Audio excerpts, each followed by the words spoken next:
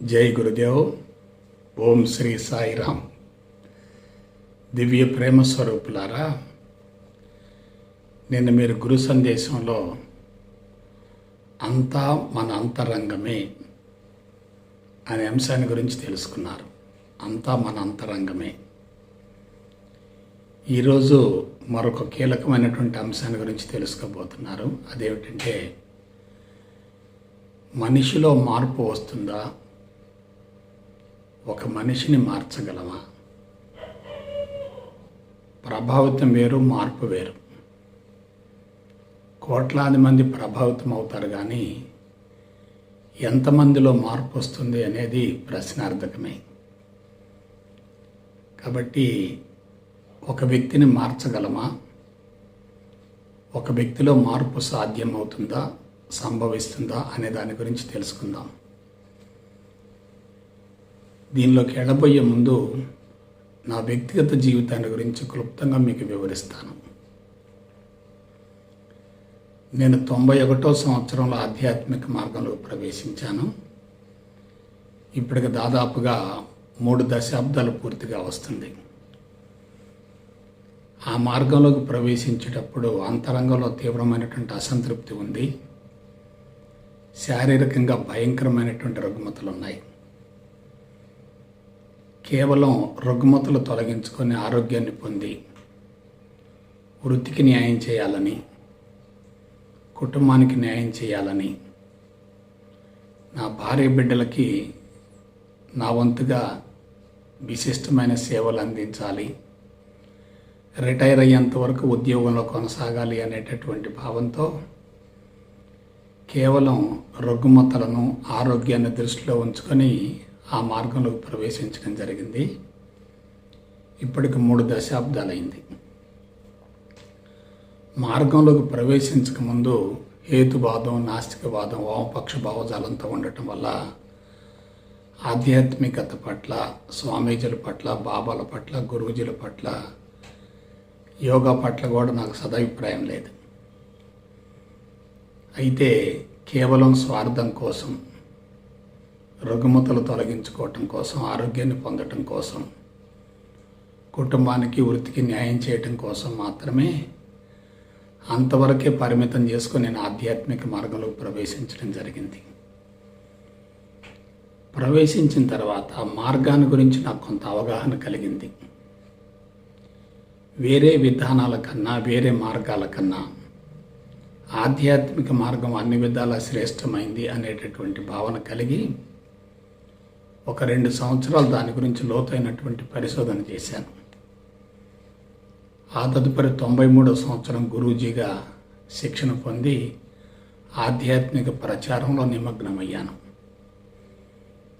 ఆ తదుపరి 98వ సంవత్సరంలో సైన్స్ను, ఆధ్యాత్మికతను సమన్వయం చేసి ఒక సమగ్రమైనటువంటి రీతిలో ఇంటిగ్రేటెడ్గా ఆధ్యాత్మికతను అందిస్తే బాగుంటుందనేటటువంటి భావంతో సంస్థను స్థాపించటం, 99వ సంవత్సరంలో ఉద్యోగానికి రాజీనామా చేయటం, 2000 సంవత్సరంలో గురూజీలు తయారు చేయటం, మెడికల్ టెక్నాలజీని వెలుగులోకి తీసుకురావటం, ఆ తర్వాత వార్షికోత్సవాలు నిర్వహించటం, ప్రవచనాలు రికార్డు చేయటం, పుస్తకాలు ప్రచురించి విడుదల గావించటం, వివిధ రకాల శిక్షణలకు రూపకల్పన గావించటం, ఈ విధంగా గత 30 సంవత్సరాలుగా, 3 దశాబ్దాలుగా నేను ఆధ్యాత్మిక మార్గంలో నిర్విరామంగా కృషి చేశాను.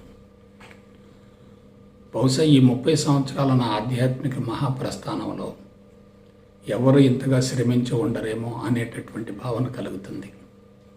అది అతిశయోక్తి మాత్రం కాదు. అయితే ఆధ్యాత్మిక ప్రచారంలో పూర్తిగా నిమగ్నం కావటం వల్ల నాలో తిరోగమనం జరిగింది. ఎట్లా విశ్రాంతి లేకుండా, నిద్ర లేకుండా, ఆహారం లేకుండా, సాధన లేకుండా ప్రపంచాన్ని మార్చాలనేటటువంటి ఒక మూర్ఖపు ఆలోచనతో బాహ్యముఖ ప్రయాణాన్ని పెంచుకొని ఒక సామ్రాజ్యాన్ని సృష్టించుకునేటటువంటి దిశగా అడుగులు వేశాను. అదంతా కూడా అహంకారానికి ఆహారమే. అయితే 2004 సంవత్సరంలో భగవాన్ శ్రీ శ్రీ శ్రీ సత్యసాయి బాబా వారితో పరోక్షంగా పరిచయం ఏర్పడి 1-2 సందర్భాల్లో ప్రత్యక్షంగా వారితో సన్నిహితం ఏర్పరచుకోవటం జరిగింది. వారి ద్వారా నాకు ఆధ్యాత్మికంగా ప్రత్యక్షమైనటువంటి పురోభివృద్ధి కలగకపోయినా పరోక్షంగా నాకు కొన్ని సూచనలు అందాయి. అదేమిటి? ప్రపంచాన్ని మార్చటం కాదు, అంతరంగాన్ని మార్చుకోవాలి. ప్రపంచాన్ని మార్చడం అనేది అసాధ్యం, అంతరంగాన్ని మార్చుకోవటమే సుసాధ్యం. ఆ తర్వాత ఆధారం, ఆధేయం, పరిపూర్ణ అద్వైత బ్రహ్మజ్ఞానం, బ్రహ్మజ్ఞాని, వేద విజ్ఞానం, ఇటువంటి అంశాల గురించి నాకు కొంత పరిచయం ఏర్పడింది. 2009 సంవత్సరంలో ధ్యాన మండలికి భిక్షమయ్య గురూజీకి ఒక నూతన మలుపు మొదలైంది. అదేమిటి? వేదాల సారాంశాన్ని ఆధారంగా చేసుకొని సత్యదర్శనం ఆత్మస్థితి శిక్షణకు రూపకల్పన గావించడం జరిగింది. అది నా జీవితానికి ఒక మలుపు అని చెప్పవచ్చు. ఆ తదుపరి సత్యదర్శనం ఆత్మస్థితి శిక్షణ ద్వారా మనుషులంతా కూడా ఆధ్యాత్మిక పిచ్చిలో పడి వైరాగ్యంతో కుటుంబానికి దూరం అవుతారనేటటువంటి భావంతో సంసారాన్ని, సన్యాసాన్ని సమన్వయం చేసుకుని ముందుకెళ్లే విధంగా జీవన వేదం, జీవితమే వేదం అనేటటువంటి మరొక శిక్షణకు రూపకల్పన గావించడం జరిగింది. మరొక శిక్షణకు శ్రీకారం గావించడం జరిగింది. అయితే ఆ కోర్సులు ఇంకా పూర్తిగా రూపకల్పన జరగలేదు. గత దశాబ్ద కాలంగా 2 కోర్సుల గురించి తీవ్రమైనటువంటి కసరత్తు జరుగుతూనే ఉంది. అయితే నాలో ఉన్నటువంటి అతి భయంకరమైన జబ్బులలో 3 మీ ముందు ప్రస్తావిస్తాను. ఒకటి, మా అమ్మగారి ద్వారా నాకు సంక్రమించినటువంటి ముఖపక్షవాతం. దీన్నే బెల్స్ పాలసీ అంటారు.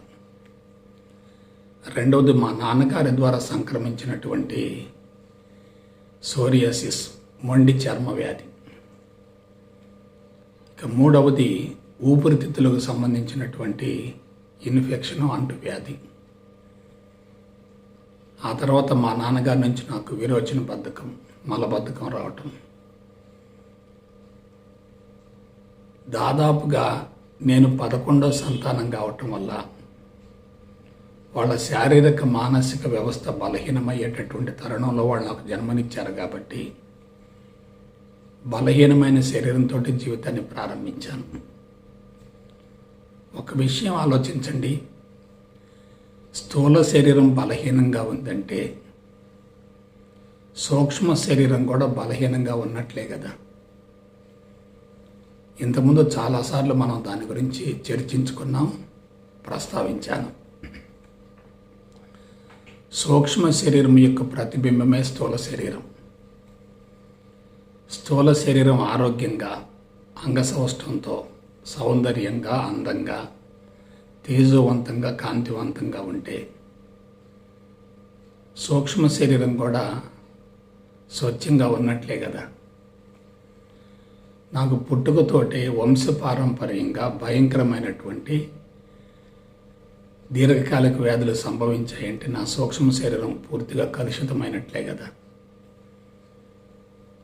కాబట్టి ఆ ప్రభావం నా శరీరం మీద ప్రత్యక్షంగా ఉంది కాబట్టి, మనసులో తీవ్రమైనటువంటి అసంతృప్తి ఉంది కాబట్టి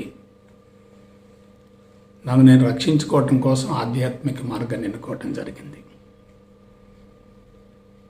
2009 సంవత్సరంలో సత్యదర్శనం ఆత్మస్థితి కోర్సుకు రూపకల్పన గావించటం, 2011 సంవత్సరంలో జీవన వేదాన్ని మొదలుపెట్టడం, ఈ 2 కోర్సుల్ని ప్రయోగాత్మకంగా మార్పులు చేర్పులు చేసుకుంటూ వాటిని తయారు చేస్తూ వస్తున్నాను. పూర్తి హంగులతో వాటికి రూపకల్పన గావిస్తూ వస్తున్నాను.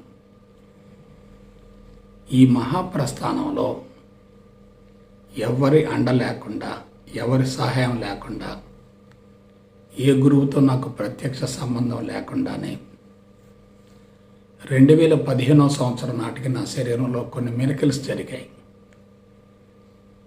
అదేమిటంటే, ఇంతకుముందు నాకున్నటువంటి నేను ప్రస్తావించినటువంటి రుగ్మతలు పూర్తిగా తొలగిపోయాయి. 2015 సంవత్సరం వచ్చేసరికి శారీరకంగా మార్పులు మొదలయ్యాయి. 2018 సంవత్సరం వచ్చేసరికి శరీరం పూర్తిగా రుగ్మతల నుండి బయటపడింది. కాబట్టి స్థూల శరీరంలో సంభవించేటటువంటి మార్పులకి మూలం మరియు ఆధారం ఏమిటి? సూక్ష్మ శరీరంలో ఉన్నటువంటి బలహీనతలు, లోపాలు తొలగిపోతున్నట్లే కదా. 2020 సంవత్సరం వచ్చేసరికి మానసిక మార్పుకి శ్రీకారం మొదలైంది. గురు సందేశాలు ప్రారంభించినప్పుడు ఇంకా కొంత కన్ఫ్యూజన్ ఉంది, క్లారిటీ లేదు. అందులో గురు సందేశాలు అనేటటువంటివి అవి మామూలుగా అందించబడేవి కాదు. ఏ పుస్తకం చదవకుండా, ఏ ప్రవచనం వినకుండా ప్రత్యక్షంగా డైరెక్ట్గా నేరుగా వచ్చి వీడియో ముందు కూర్చొని గురు సందేశాలు అందించడం అనేది సాహసోపేతమైనటువంటి చర్య. ఇప్పటికి దాదాపుగా 170 సందేశాలు అందించబడ్డాయి. ఈ సందేశాలు అందిస్తూ ఉన్నప్పుడు నాలో సూక్ష్మత్వం ఇంకా పెరుగుతూ వచ్చింది. నేను బహిరంగంగా డిక్లేర్ చేస్తున్నాను, వంశపారంపర్యంగా మా తల్లిదండ్రుల ద్వారా నాకు సంక్రమించినటువంటి వ్యాధులను నేను సమూలంగా తొలగించుకోగలిగాను. వాటి నుండి పూర్తిగా బయటపడగలిగాను. అందులో ఎటువంటి సందేహం లేదు. ఇది ఒక అసాధారణమైనటువంటి విధానం.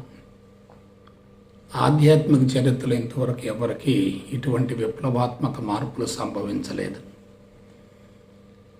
మీరు ఇవాళ సంస్థల అధినేతలను మీరు చాలామందిని పరిశీలించండి.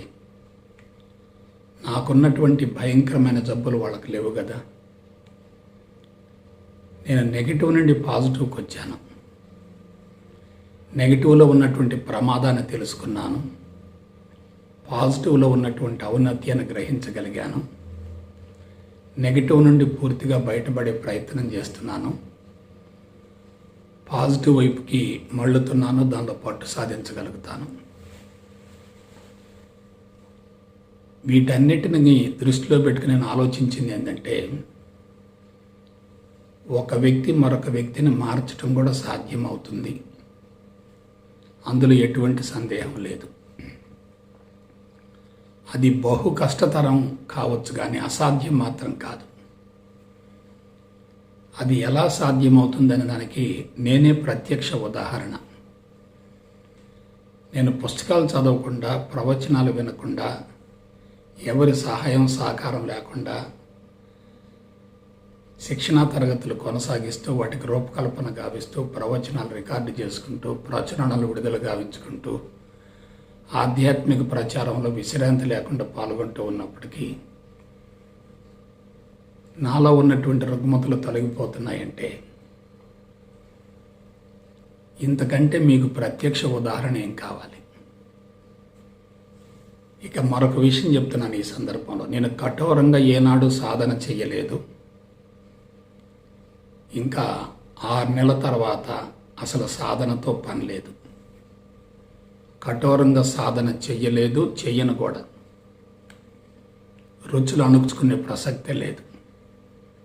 కుటుంబానికి దూరంగా ఉండవలసిన అవసరం లేదు.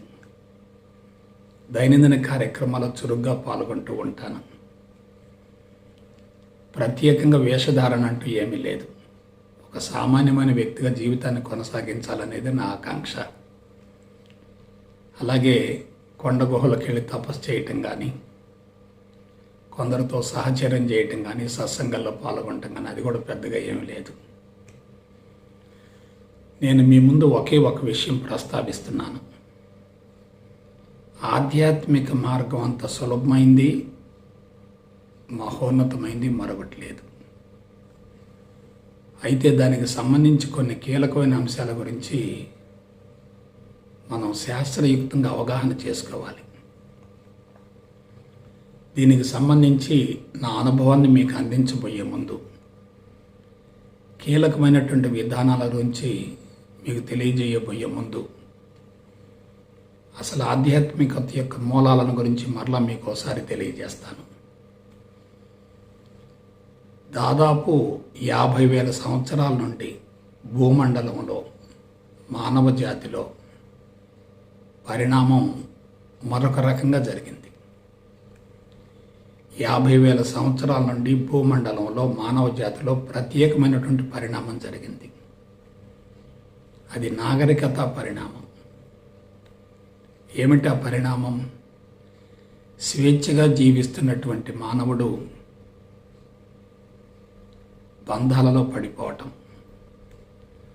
ఒంటరిగా జీవిస్తున్నటువంటి మానవుడు సామూహిక సంఘ జీవనానికి మళ్ళటం, కుటుంబ వ్యవస్థను ఏర్పాటు చేసుకోవటం, వివాహ వ్యవస్థను ఏర్పాటు చేసుకోవటం, కుటుంబ బాధ్యతలు స్వీకరించటం, నియమాలు, కట్టుబాట్లు, ఆచారాలు, వ్యవహారాలు వగైరా వగైరా. ఈ విధంగా మానవ జాతిలో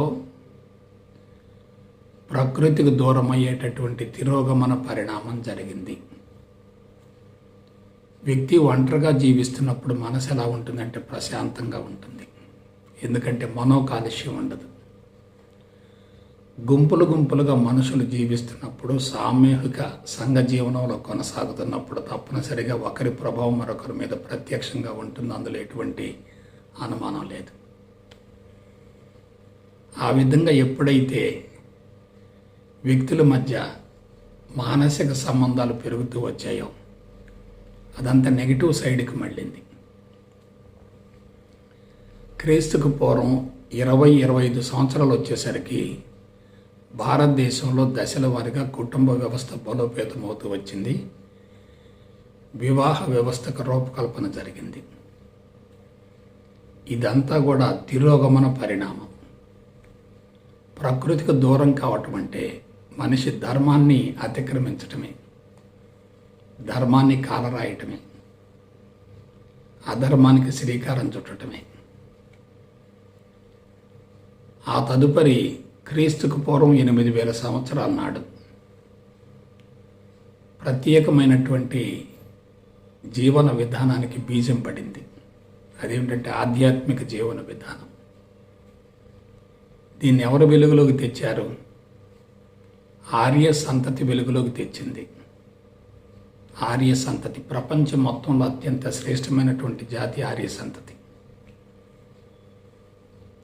అటువంటి ఆర్య సంతతి హిమాలయ పర్వత ప్రాంతాలలో, మానస సరోవర ప్రాంతంలో దశాబ్దాల తరబడి లోతైనటువంటి మౌనంలో ఉండి సంస్కార శుద్ధి గావించుకొని ఆత్మస్థితికి చేరి సంపూర్ణ స్వేచ్ఛను పొంది మానవుడు కుటుంబ వ్యవస్థలో ఉన్న భార్య బిడ్డలతో కొనసాగుతున్నప్పటికీ ఆనందంగా, ప్రశాంతంగా, ఆరోగ్యంగా, సుదీర్ఘాయువుతో జీవించే విధంగా వాడు మనకు అందించినటువంటి చక్కని మహోన్నత కళాత్మక జీవన విధానమే ఈ ఆధ్యాత్మికత.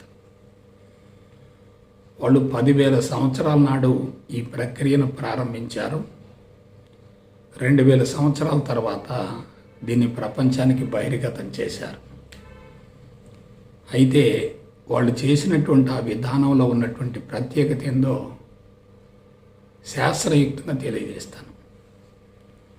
వాళ్ళు శరీరాన్ని, ఇంద్రియాలను, మనస్సును, బుద్ధిని దాటి ఆత్మస్థితికి వెళ్ళారు. స్థూల దృష్టిని, భిన్న దృష్టిని, ఇంద్రియ దృష్టిని దాటి సూక్ష్మ దృష్టిని అధిగమించి దివ్య దృష్టితో జీవిస్తూ ఆత్మ దృష్టిని అందుకొని భగవంతుడి స్థితి నుండి కనిపించే స్థూల జగత్తును నడిపించేటటువంటి పరమాత్మను ఉన్నదానిని ఉన్నట్లుగా పెంచకుండా, తగ్గించకుండా, వక్రీకరించకుండా, మార్చకుండా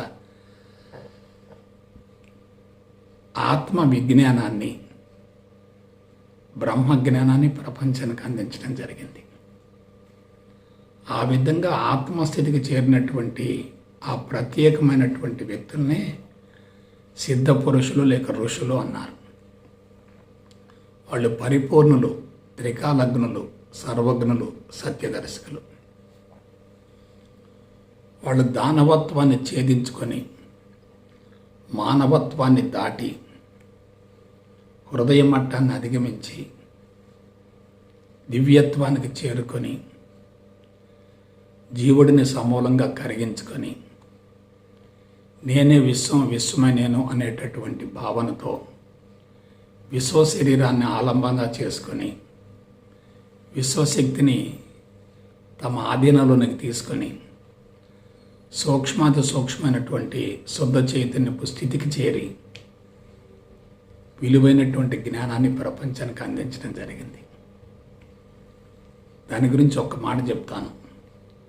భగవంతుడి స్థితి నుండి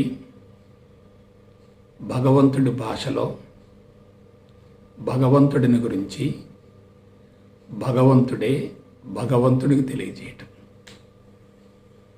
అంటే సర్వం బ్రహ్మమయం, నేను భగవంతుడను అనేటటువంటి అంశాన్ని అనుభవంలోకి పొంది సర్వం బ్రహ్మమయంగా భావిస్తూ ఏకత్వంలో జీవిస్తూ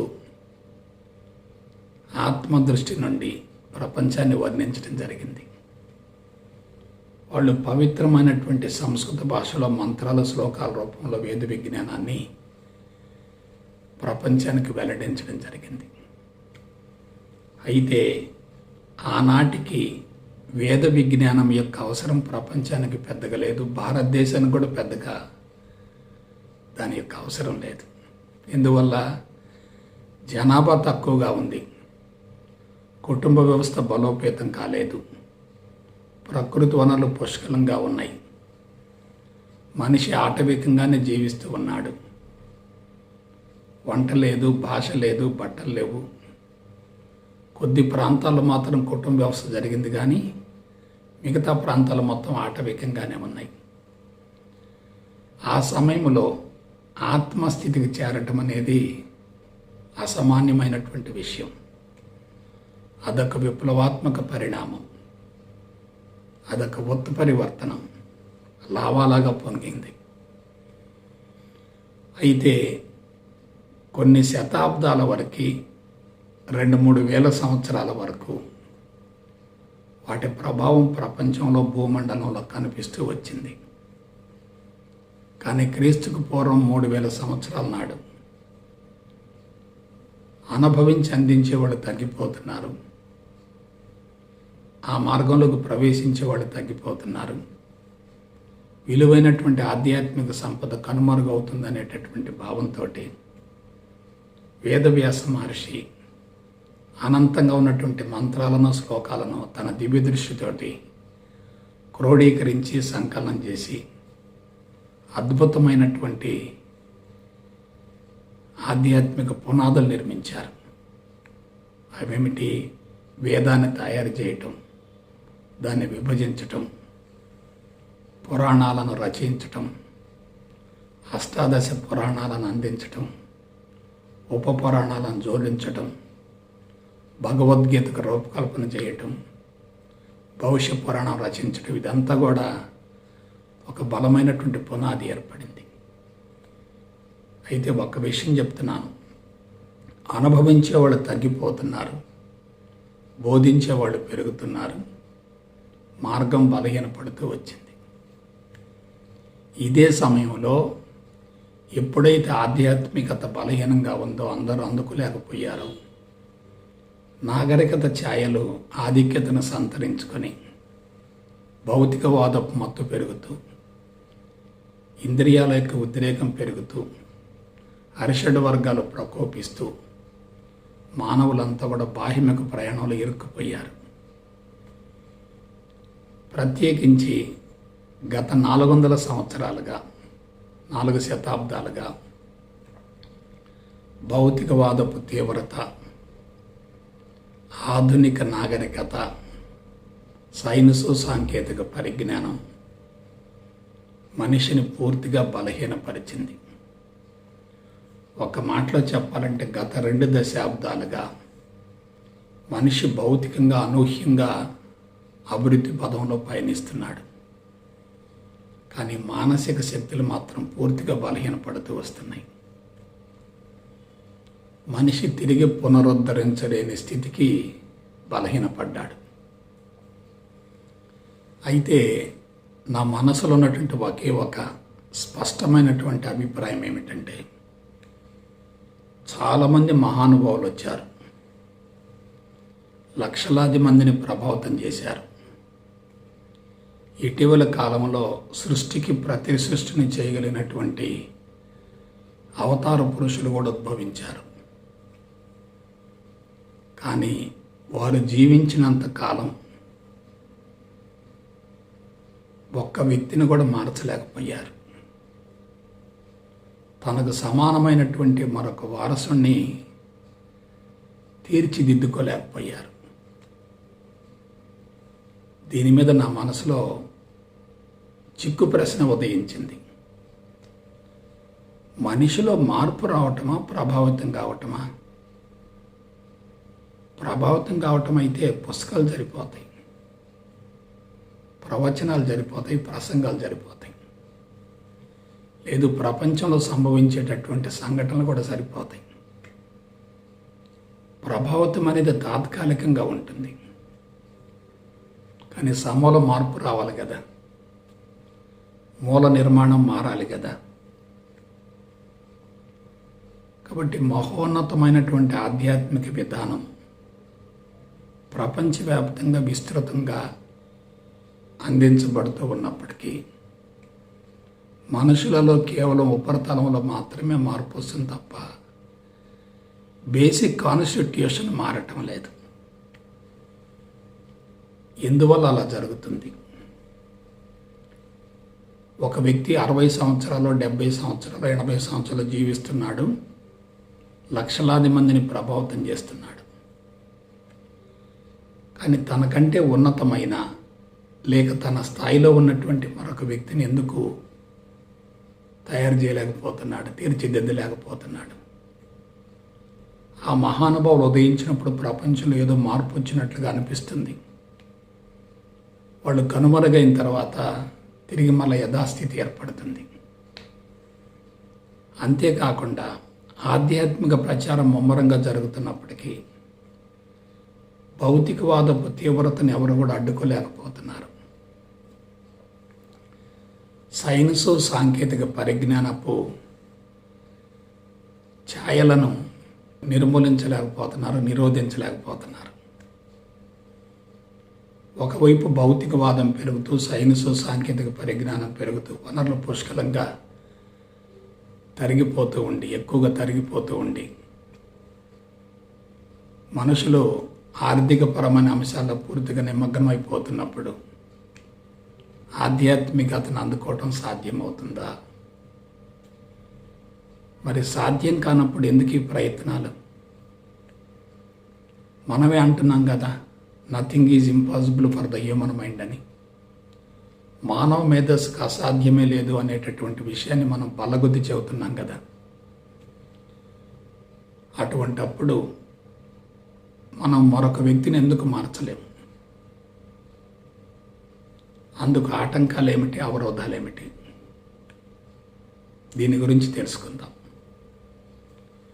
అయితే దీని గురించి తెలుసుకోబోయే ముందు గతంలో మీకు చెప్పినటువంటి విషయాలు కొన్నింటిని నేను మరలా తిరిగి ప్రస్తావిస్తాను. విశ్వానికి ప్రతిరూపం భూమండలం. భూమి కాదు, భూమండలం. భూమండలానికి ప్రతిరూపమే మానవుడు. విశ్వంలో ఏముందో భూమండలంలో అదే ఉంది. భూమండలంలో ఏముందో మానవుడిలో కూడా అదే ఉంది. మానవుడు విశ్వం నుండి వచ్చాడు, మళ్ళా విశ్వంలో తిరిగి ఐక్యం చెందుతాడు, అందులో ఎటువంటి సందేహం లేదు. సూర్యకుటుంబంలో ఉన్నటువంటి భూమి ప్రత్యేక తరహాలో ఉంది, స్వతంత్ర ప్రతిపత్తిలో ఉంది. ఎలాగా?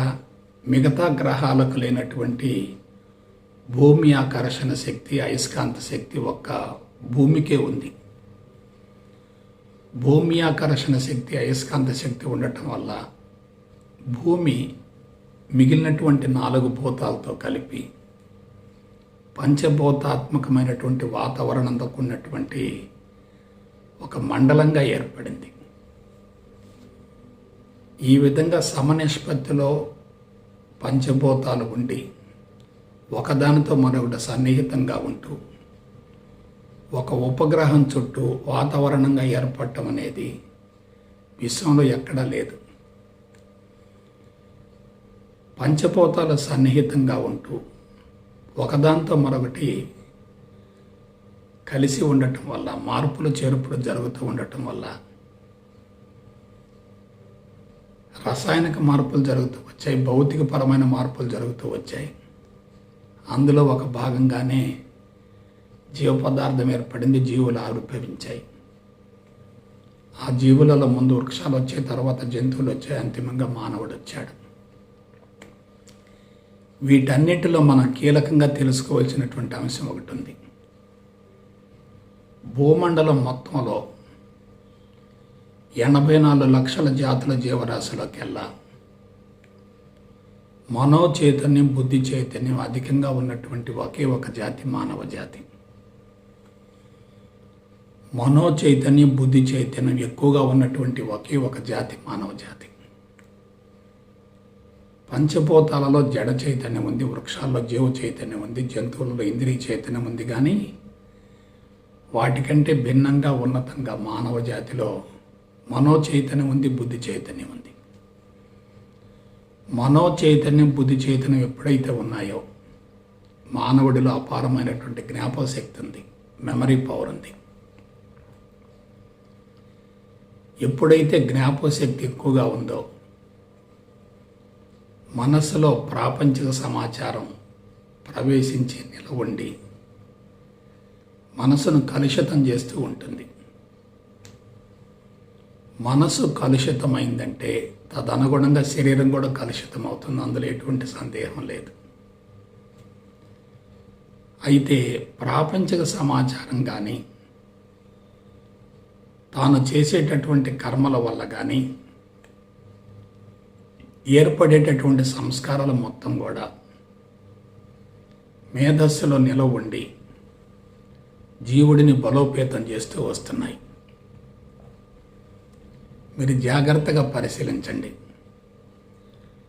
గత 20,000 సంవత్సరాల నాగరికత పరిణామంలో తరం మారే కొద్దీ మానవుడు బలహీనమవుతున్నాడు తప్ప బలోపేతం కావటం లేదు.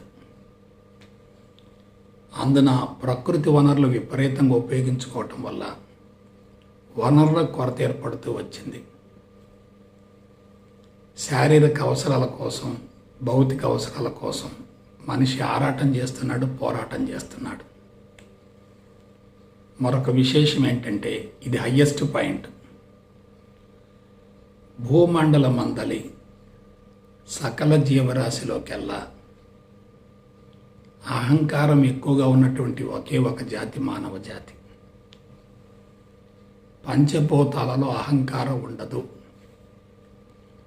వృక్షాలలో అహంకారం అతి తక్కువగా ఉంటుంది, నామమాత్రంగా ఉంటుంది. జంతువులలో ప్రజ్ఞ, అహంకారం పరిమితంగా ఉంటుంది. మానవులలో అహంకారం ఎక్కువగా ఉంటుంది, ప్రజ్ఞ కుంచుకుంటుంది.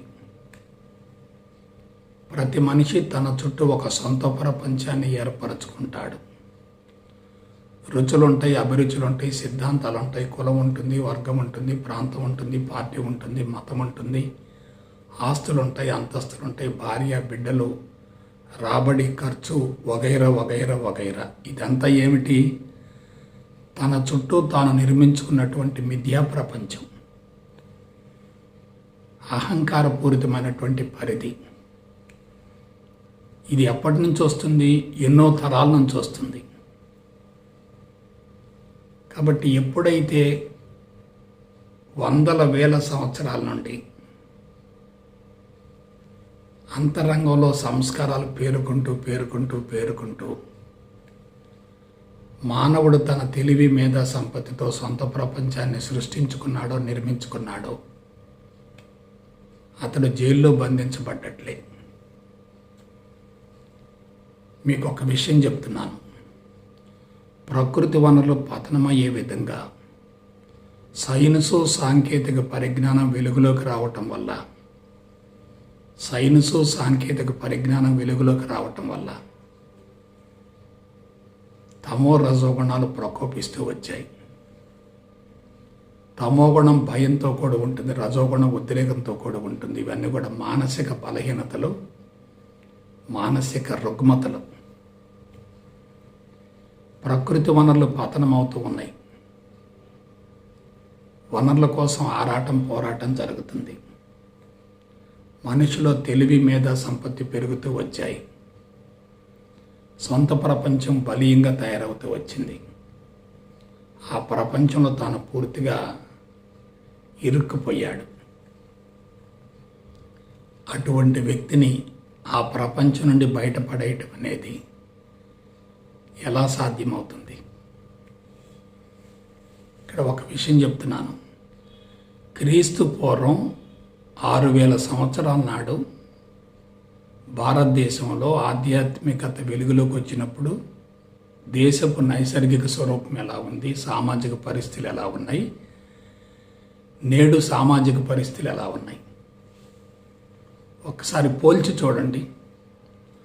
ఆనాడు జనాభా తక్కువగా ఉంది, కుటుంబ వ్యవస్థ బలోపేతం కాలేదు, వనరులు పుష్కలంగా ఉన్నాయి, నాగరికత ఛాయలు అసలు లేవు. వనరులు పుష్కలంగా ఉండి జనాభా తక్కువగా ఉన్నప్పుడు అసలు సమస్యలు ఎందుకు ఉంటాయి? ఇవాళ పరిస్థితి ఏందో నాకు చెప్పండి. జనాభా విపరీతంగా పెరిగింది, వనరులు గణనీయంగా తగ్గిపోతూ ఉన్నాయి, కుటుంబ వ్యవస్థ బలోపేతమైంది. మనుషులు శారీరక అవసరాల కోసం, భౌతిక అవసరాల కోసం పోరాడుతున్నారు, ఆరాటపడుతున్నారు, విపరీతమైన పోటీతత్వంలో ఉన్నారు. సైన్సు సాంకేతిక పరిజ్ఞానంతో శారీరక ఇంద్రియ మట్టాల పరిధులలో పూర్తిగా ఇరుక్కొని జీవితాన్ని అనుభవించాలి అనేటటువంటి భావనతోటి మనుషులంతా కూడా బాహ్యముఖ ప్రయాణంలో పూర్తిగా నిమగ్నమయ్యారు. ఒక్క మాట చెప్తున్నాను, భౌతికవాదపు మొత్తం అనేది ప్రపంచాన్ని సర్వనాశనం చేసింది. ఎప్పుడైతే శారీరక అవసరం తీరదో మనుషులు అంతర్గతంగా తిరుగుబాటు జరుగుతుంది. భౌతిక అవసరాలు తీరకపోయినా, కుటుంబ అవసరాలు తీర్చలేకపోయినా మనిషిలో తీవ్రమైనటువంటి అసంతృప్తి ఉంటుంది. అసంతృప్తి ఎక్కువగా ఉన్నప్పుడు, అశాంతి ఎక్కువగా ఉన్నప్పుడు, లేమిడి కొరత ఎక్కువగా ఉన్నప్పుడు మనిషి అంతరంగం ఎలా శుద్ధి అవుతుంది మీరు ఆలోచించండి. ఇవాళ మెడిటేషన్ అంటున్నారు. తప్పని నేను అన్నాం, విమర్శించను కూడా. కానీ సామాజిక పరిస్థితులు దుర్భరంగా ఉన్నప్పుడు మెడిటేషన్ పేరుతో గదుల్లో కూర్చున్నప్పటికీ జన్మలుగా ఉన్నటువంటి సంస్కారాలు కోకటి వేర్లతో సహా తొలగిపోయి మూల నిర్మాణాన్ని మార్చుకోవటం సాధ్యమవుతుందా? ఎందుకంటే నెగిటివ్ ఫోర్సెస్ బాగా పెరుగుతున్నాయి. ఆ నెగిటివ్ ఫోర్సెస్ పెరగటానికి మూల కారణం ఏమిటి? ప్రకృతిని పతనం చేసేటటువంటి సైన్సు సాంకేతిక పరమైనటువంటి పరిజ్ఞానం ప్రపంచవ్యాప్తంగా కొత్త పొంతలు తొక్కుతుంది, అనూహ్యంగా విస్తరిస్తుంది, అనూహ్యంగా పెరుగుతూ వచ్చింది. సైన్సు సాంకేతిక పరిజ్ఞానం అంటే ఏమిటి? భగవంతుడి యొక్క సృష్టికి వ్యతిరేకంగా మనిషి తన సొంత పరిజ్ఞానంతో, తెలివి, మేధా సంపత్తితో ప్రకృతి మీద ప్రయోగాలు చేసి ప్రకృతిని మార్చే విధంగా, ప్రకృతిని ధ్వంసం చేసే విధంగా, ప్రకృతిని కొల్లగొట్టే విధంగా, వస్తువుత్పత్తిని పెంచే విధంగా వెలుగులోకి వచ్చేటటువంటి అతి ప్రమాదకరమైనటువంటి సమాచారం. ఇప్పుడు మనిషి ఎక్కడున్నాడు, ఎలా ఉన్నాడు? విష వలయంలో ఉన్నాడు, మాయాక్షేత్రంలో ఉన్నాడు, తన చుట్టూ బలమైనటువంటి కోటలు నిర్మించుకున్నాడు. ఆ కోటలు దాటి బయటికి వెళ్ళే అవకాశం లేదు. బయట ఉన్నటువంటి వ్యక్తులను లోపలికి ప్రవేశింపజేసే అవకాశం కూడా లేదు. గత 2000 సంవత్సరాలుగా నాగరికత ఛాయలు పెరుగుతున్నప్పటికీ ఆధ్యాత్మికత దాన్ని ఎందుకు అడ్డుకోలేకపోయింది, ఎందుకు అడ్డుకట్ట వేయలేకపోయింది? ఎంతోమంది మహానుభావులు సృష్టికి సృష్టిని చేయగలిగినటువంటి, అద్భుతాలను ప్రదర్శించగలిగినటువంటి, చమత్కారాలను చూపించగలిగినటువంటి, మిరకిల్స్ని సిద్ధులను చూపించగలిగినటువంటి మహానుభావులు జన్మించినప్పటికీ సామాజిక పరిస్థితులు రోజు రోజుకు దిగజారుతున్నాయే తప్ప మెరుగుపడటం లేదు కదా.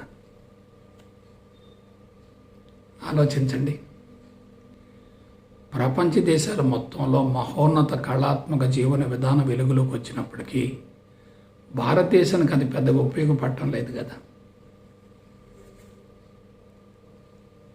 మన దేశం నుండి లక్షలాది మంది, కోట్లాది మంది ఇతర దేశాలకు వలసపోతున్నారు కదా.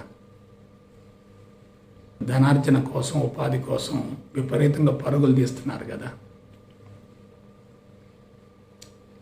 ఆధ్యాత్మిక జీవన విధానంలో పరిణతి చెందే అవకాశం ఉండేటట్లయితే భారతదేశంలో ఇటువంటి ఘోర విపత్తులు జరగవు కదా.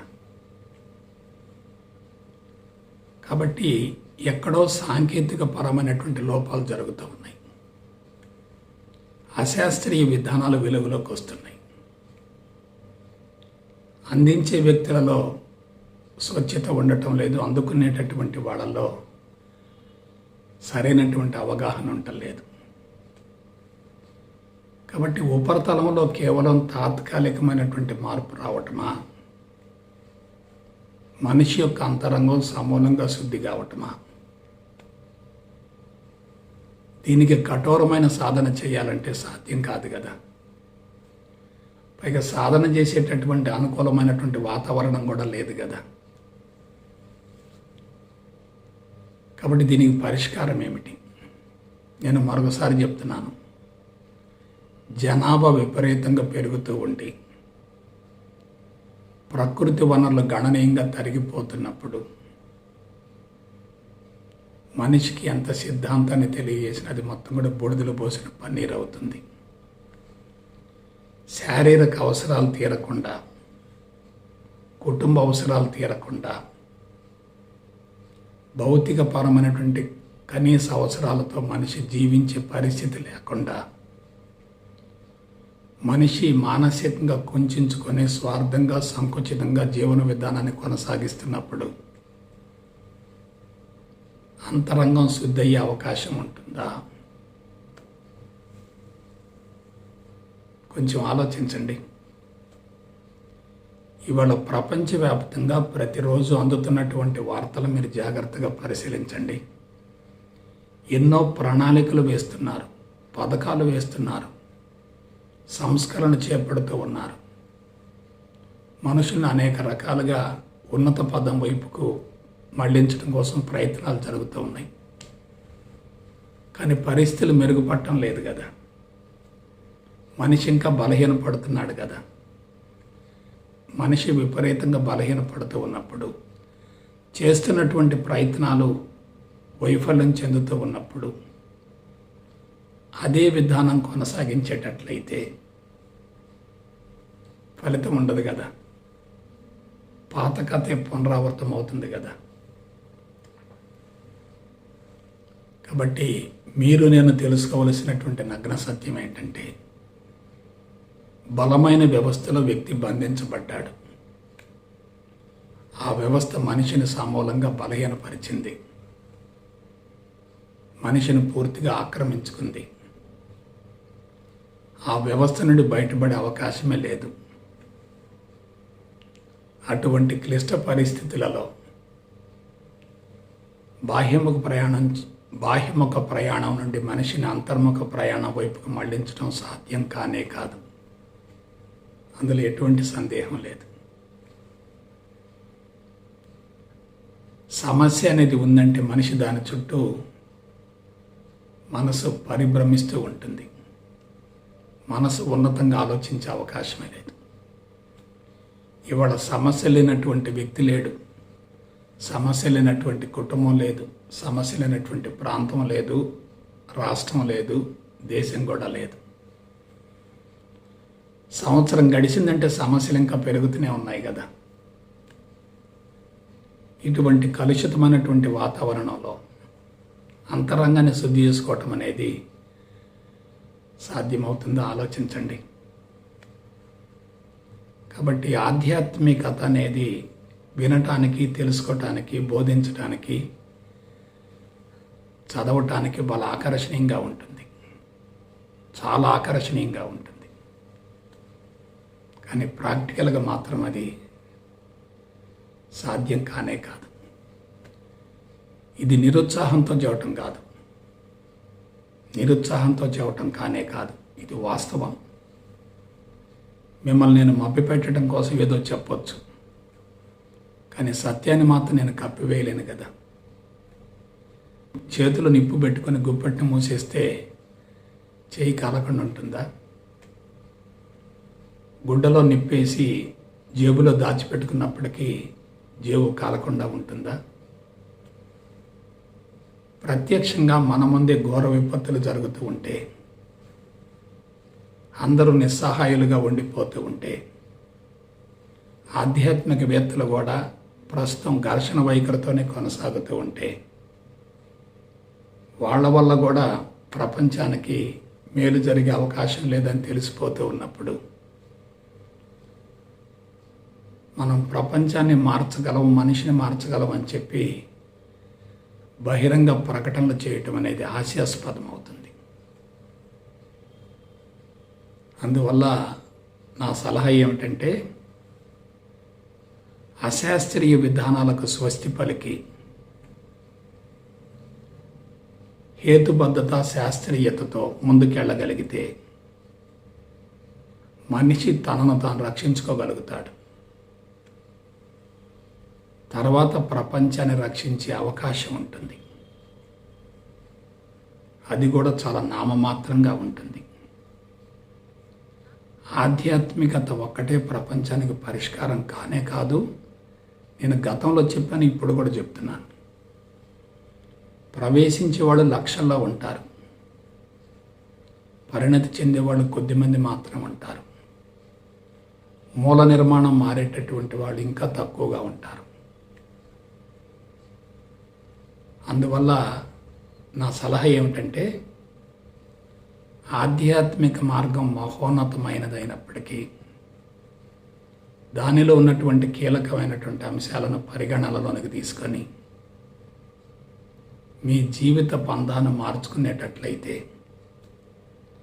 మిమ్మల్ని మీరు రక్షించుకోగలుగుతారు, విషవలయం నుండి బయటపడగలుగుతారు.